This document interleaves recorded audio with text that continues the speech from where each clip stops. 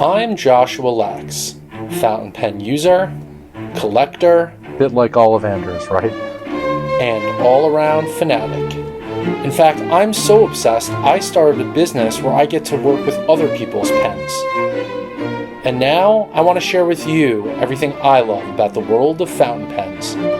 From the new pens, to the old pens, the nibs, the ink, the paper, and of course, the people. This is Uncapped. Hello everyone, welcome to the first ever episode of Uncapped. I'm really glad you could join me. And in thinking about how to get things started, I thought, what better way than to talk about a topic that is near and dear to me, which is that of the fountain pen nib and how to deal with some of the issues that sometimes arise from them. Before we get into sort of the particulars about what I'm going to talk about today, I just want to give us some basic working terminology so that it's easy to follow along. And to do that, I have my vintage advertising nib model. This is a Schaefer conical nib. I know you don't really see that in a lot of fountain pens anymore. You can still see them in some like the Wing Sungs from China. But it's the perfect size for me to kind of talk through the things I need to tell you about so that everything today makes sense. So let's just review kind of the parts of the nib, and I'm going to make sure it's not too glary for you all. There we go. Okay. So let's start at the top. We'll work our way from the top to the bottom. So obviously the top is the tip, right? That is usually a alloy that gets welded using a very high-tech procedure to either the gold, the steel, the titanium, whatever your nib is made out of. Going down from the tip is what's called the slit. And on either side of the slit are the tines, right? So the tines are basically pieces of metal that, because of the slit, are a little more flexible, and you'll see that that is part of what we're going to be talking about today. So going from the top or the tip down to what's called the breather hole here, that's the hole right here, we have the tine slit. Now, moving to the outside of the tine or the edges, you'll see that if I turn this right, the tines kind of flare out. Whether it's this design of a nib or the more traditional kind of like triangular looking nib, what they call an open nib sometimes, you have these flare outs that are, and where it flares out, that is the shoulder of the nib. Then below the line of the shoulders and the breather tube is usually an imprint, right? And so when we talk about the sides of a nib, the imprint is a really good reference point for us to orient ourselves as we talk about the different issues. So as we go through the discussion and I tell you about what I want to tell you about, I'm going to be talking about the nib almost facing down like this. And why am I doing that, right? So if you think of a pen, right, facing downward, right, and we have the nib, and let me just open this pen up, right? So we have a pen, right? Everything I talk about is going to be based on the notion that we're looking down at the side of the nib with the imprint, okay? So when I say the right tine, right, it's the right looking down at the top of the nib. And the top of the nib, for our purposes, is the side with the imprint. The left tine is obviously on the other side. The shoulders are here. The tip is here. The slit is here, okay? My model, because it's not really meant to write, doesn't have the slit, but if you were to look at a nib under a magnification, which you will see in the course of this video, you will see the slit, and that is also an important component of how a nib is made. Now, just so you know, the bottom of the nib has what's called the feed, which is often made from black plastic or rubber. That is the bottom or underside of the nib. So when I talk about the top of the nib, I'm talking about the top where the imprint is. When we talk about the bottom, it's the part that rests on the feed. And the feed is literally what the name says. It's what takes the ink from the back of the pen to the front of the pen.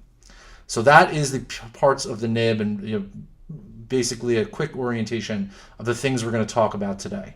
So, as I said at the top, I want to talk about two issues today that I tend to see a lot of.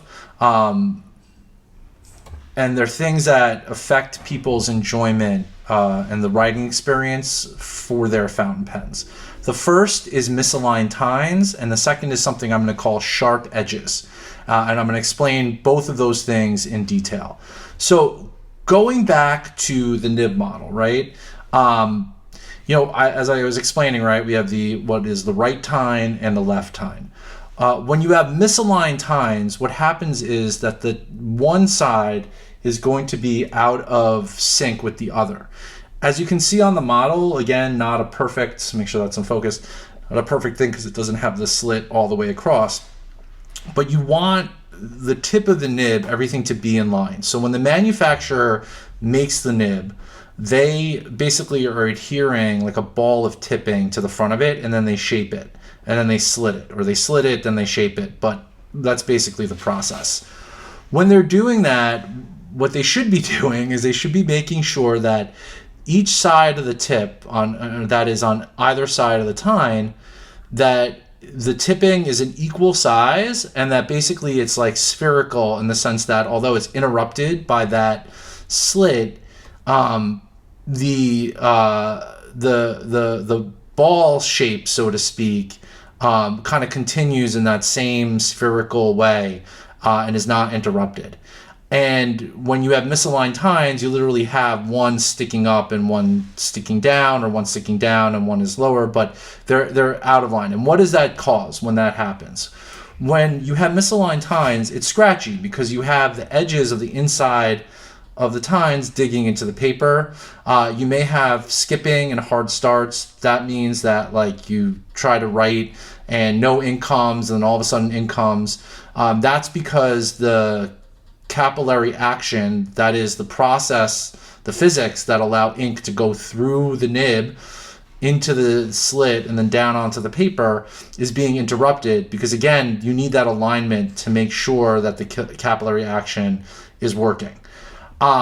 The other problem I want to address is a little bit different, but basically it is sharp edges. And what I mean by sharp edge is that typically at the top, but sometimes on the sides or on the bottom, the way the nib is finished or from use, there actually comes to be a point that you can feel like scratching on you if you rubbed your finger over it. And those are the two things I'm going to talk about today. So for what we're going to do today, we need a few things, which I have assembled right here in front of us. The first is a couple of inexpensive Jinhao pens. How inexpensive? Well, at least pre-tariff, these two pens cost no more than a few dollars a piece. This one with the maroon body might have only been like $1.99 or something per pen. The reason they're good for what we're going to do is, one, they are inexpensive, so you can get any number of pens for a few dollars a piece. And even better, for a few dollars more, you can buy loose nibs in like packs of 5 or 10 or even probably more, straight from, different vendors overseas. The nice thing about those is that you can just pull the one nib out and put in the next one and keep practicing. And so they're perfect for learning nib smoothing and adjustment. They're really good for learning grinding as well in the early stages. And Jinhao makes, now number 5 size nibs, number 6 size nibs, and have number 8 size nibs. You can buy the pens inexpensively, and then you can buy the nibs inexpensively, which gives you a lot of freedom to practice whatever you want to do with nibs. Next, you're going to need a loop, and that is here in the center.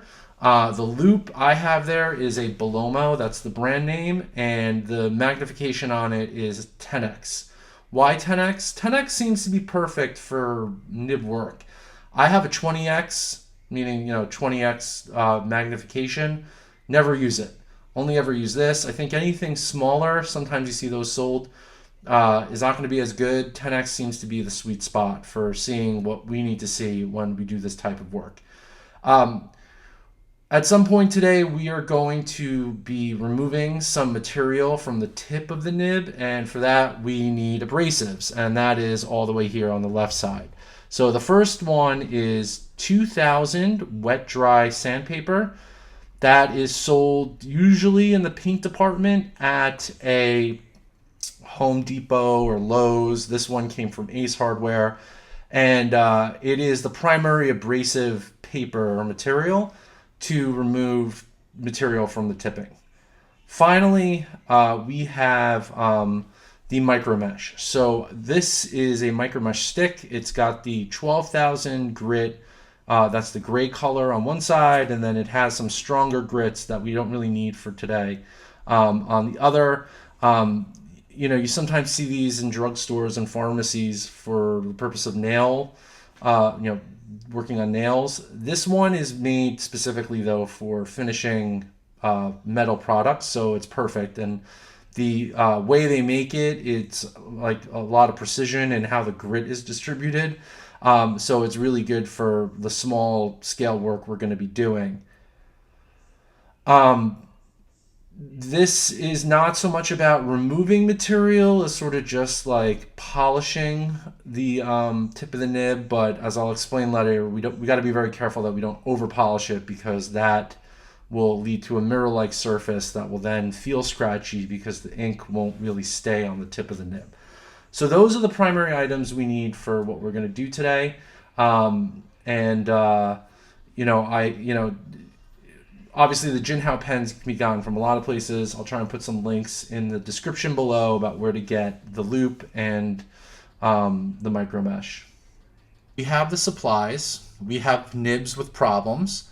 Let's get started with the first issue. That is the misaligned tines. So, like I said, the best thing is to use a inexpensive pen. So I think this is the Jinhao 82, and it has a fine nib. I like practicing on fine nibs because some of the problems that I talked about earlier, particularly the sharp edges, that tends to be more prominent, I feel like, in the fine nibs from Jinhao and other makers from China. Some people don't mind it, but other people do. That kind of like a little bit of scratchiness called feedback often. You feel the paper. Sometimes it bothers people. Sometimes it's more pronounced. Sometimes it's less pronounced. In any event, I find that the Jinhao nibs are a good method to practice, as I said earlier. Now, the first thing that you should be aware of and know to make this process work as best as it can is how to actually use a loop. Sometimes you see people, you'll walk through a pen show or you're in a pen shop, you'll see someone looking at a nib like this. I mean, yes, it's magnified. Yes, I can see some of the nib through that, but far better is to actually do it the pro way. Bring the loop right to your eye, and then bring the pen up, rest one hand against the other to steady it, and then bring the nib into proximity until it's completely in focus. And then you want to look at this in pretty much every angle, including the one like this, where it sort of mimics how the nib is going to meet the paper, right? And looking at this, I can see the right tine. That is the tine on the right, if you're looking down at the top of the nib, is a little bit up and misaligned relative to the left tine. One thing I'll also say about loops is you want to avoid the illuminated loops, because part of what you want to do is you want to see this in silhouette. And I have lights here that are like shining from behind. You want to see the silhouetting of the nib to see like where the tine is and things of that nature. So that's how you get started with the loop. So we're looking at the nib as it would be under a loop. It's magnified on my iPhone macro lens, and the nib is out of alignment, and you know that because the left tine, that is the tine that's furthest from the camera, is kind of cresting over the bottom side of the right tine. And as I turn it back and forth, which is something you should do, you can kind of see that it crests over the sides in various places. And then we're going to switch the angle. And we're going to look at it like I was talking about, kind of that 45-degree, the way the paper might be when you're writing. And what I'm going to do is I'm going to rotate it so you get the silhouette of the nib out of alignment. So here we go. So you can see the left tine, the bottom side of the left tine is definitely raised or further beyond the bottom side of the right tine. And you can even see that there's even like the step off where the edge of that left tine is protruding past the edge of the right tine. So that is the nib out of alignment. So we've looked at this under magnification and we figured out that the right tine, that is the tine on the right side of the top of the nib, is higher up than the left tine.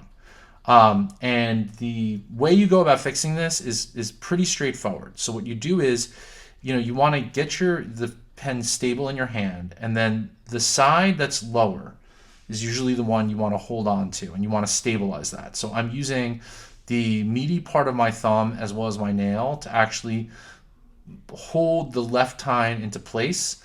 And then what I'm going to do is I'm going to push down on the right side of the tine until I hear it click, and then I let it snap back. All right.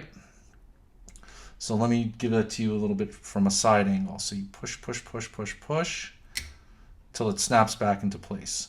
Okay, now you want to be careful. You want to catch the tine a little bit above where the feed ends on the underside, but not so high that you're going to push down and bend the nib. So it takes a little bit of getting used to. You hear that? That was the snap, and there we go, back into place. So I'm going to check it, and it looks pretty good.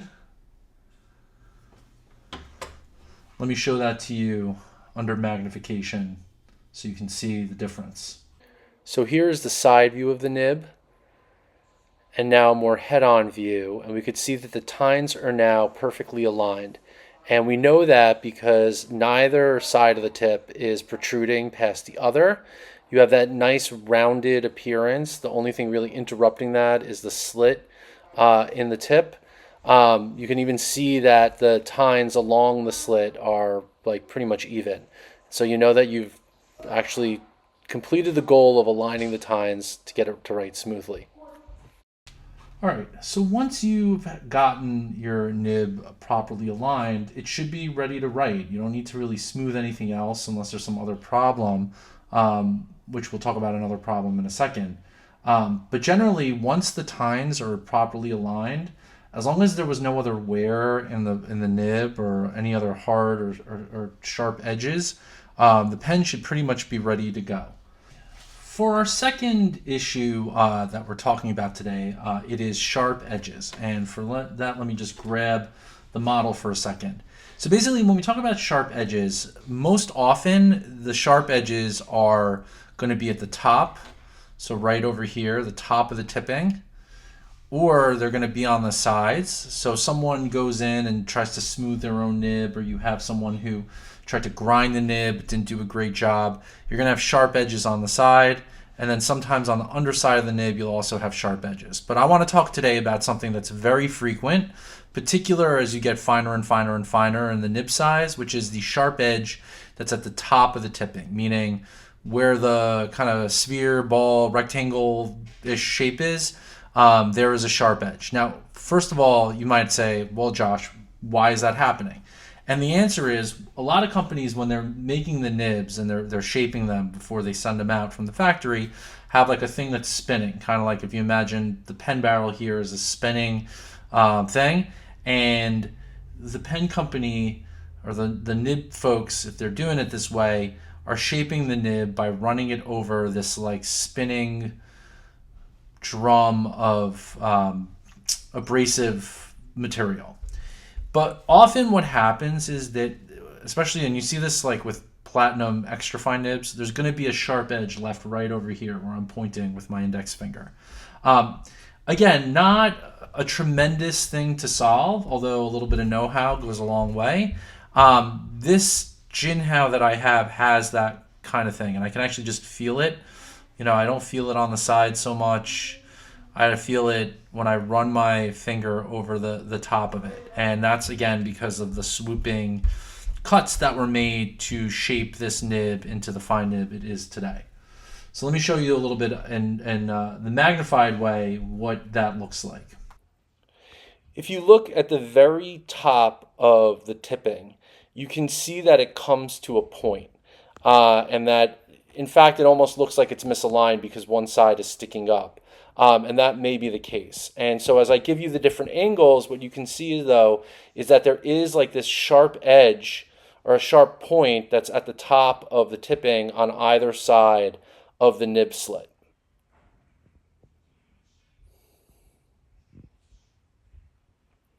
And looking at it from this angle, which is the side view of the left tine, you can actually see that it's kind of squared off. You can see that peak at the very top there. I know it's going a little bit in and out of focus, but that peak is right there at the very top of the nib. Having seen that there was like that little peak at the very top of the nib, and seeing that it was a little bit squared off at the front, there's a couple things we can do. So first, let me show you the basic way to deal with a sharp edge at the top of the nib. So for that, we need our 2000 grit wet dry sandpaper, right? And it's a really simple operation, right? And you want to be careful because you don't want to mar the top of the nib. So if you feel really stressed about that, really anxious, you could just put a piece of scotch tape or painter's tape over the nib. What I would say, just to something to know, is I have ink in my nib, which is fine for nib smoothing. It's fine to have it filled. You could do it dry at this point if you didn't want to and you want to put the tape on. If you do put tape on there, the capillary action is going to start to draw the ink out under the tape, so it might get a little messy. But again, none of this is anything that's going to give any long-term damage to the nib. All right, so what you want to do when you have a sharp edge is you want to think about, okay, we want to preserve like all these rounded edges. So you got to move in a way that's going to do that. And so it's more of a curved sanding action than something that's straight. And you want to always be moving, because if you don't move and you keep going in one way, you're going to just create a new flat, and that's going to be something else to fix. So if I have a sharp edge at the top, what I do is I tend to start right here, and you can kind of hear it, right? That's that sharp edge catching on the surface of the nib, right? And so you go around, you go around, you go around, always moving, and you want to keep it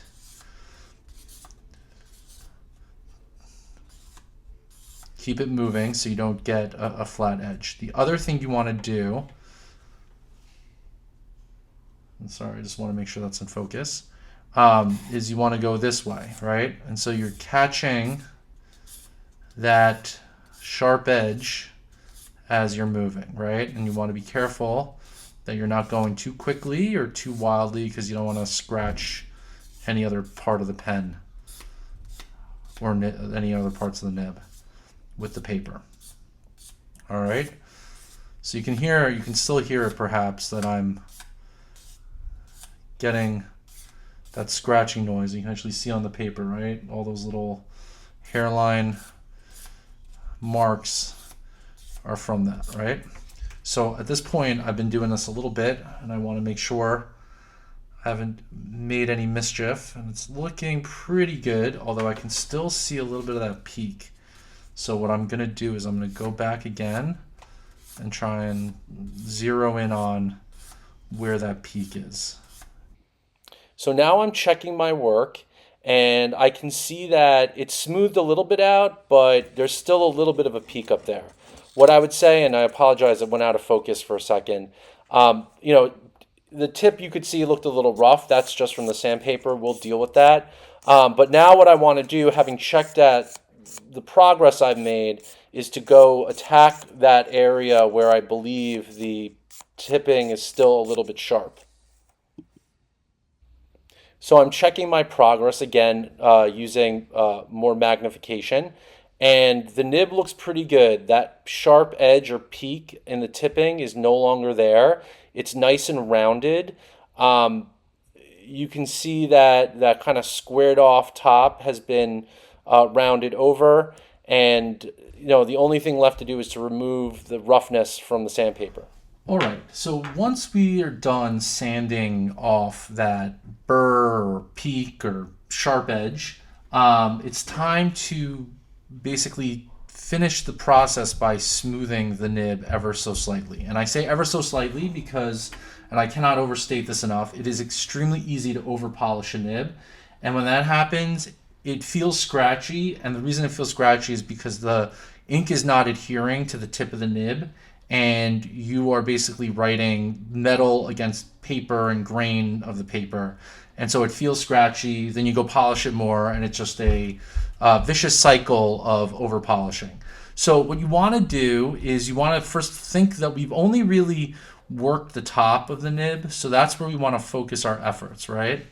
And again, we want to really be sparing with this because it's super easy to over polish it, and you can always do more, but it's annoying to have to go back and re-rough the nib, which is a conversation for another time. And so I've basically just given it a little bit of a smoothing. And this is the nib after the micro mesh. The striations from the paper are gone, and everything looks nice and rounded. Once we've smoothed the nib and we're done with the abrasives, it's of course time to do the best part, which is test the pen. And so for that, I'm going to use this regalia paper. Now, when I test nibs, I like something like this, or I use rhodia paper that has a little bit of the fiber and the grain in it to allow you to kind of feel like if there's any real friction and to get a sense of what's going on with the nib. This is a regalia pad. It is given out as a sample by Luxury Brands of America. It is a great paper. It's from Endless. I really like it. I have an Endless journal. I have what they call the creative block, but it's a really nice piece of paper. And I've been holding this pen out, so hopefully, oh yeah, there we go. It's gonna write real nicely. I noticed that this particular ink is a little dry. It is, where did I put it? It is Hongdian blackish green. You can get it on Amazon these days. It's a nice inexpensive ink. That's a good color. Nice ink to test nibs with. This is writing a little bit dry for me. I would usually prefer something a little bit wetter. Well, it's not terrible. But a whole other conversation we can have is about the inside of the tines, ink flow, adjusting flow, all of that. And that will be a conversation definitely for another day. I want to thank everyone for joining me for today's video. I hope the things I've shown here can be of some help to you. A couple more things about it. First of all, it may not click right away and you may need to practice. And in terms of practice, I got some very good advice when I started working on pens, repairing pens, working on nibs, etc. First, you should not be afraid of breaking a pen. It's just going to happen in the normal course of learning. Second, and partly for that reason, you should practice on things you don't care about. If you use something that is of sentimental value, something you saved up a lot for, what have you, when things go wrong, it's going to be that much more devastating. And so really the best solution to that is to acquire inexpensive pens to practice on. But practicing, you will get it right and it will work for you, and you'll get to the point where whenever you encounter an issue with a pen, you'll know what to do. And that's part of what I'm trying to do on this channel, is give people some of the tools to really make the experience of using fountain pens and other stationary items the most it can be. On that note, I hope that you will join me in future episodes. If you've liked what you've seen today, please like this video. If you're interested in learning more, I have lots more to show you, things for you to see, people for you to meet. I hope you'll subscribe, and we will continue this journey together. Thank you so much. I look forward to seeing you another time.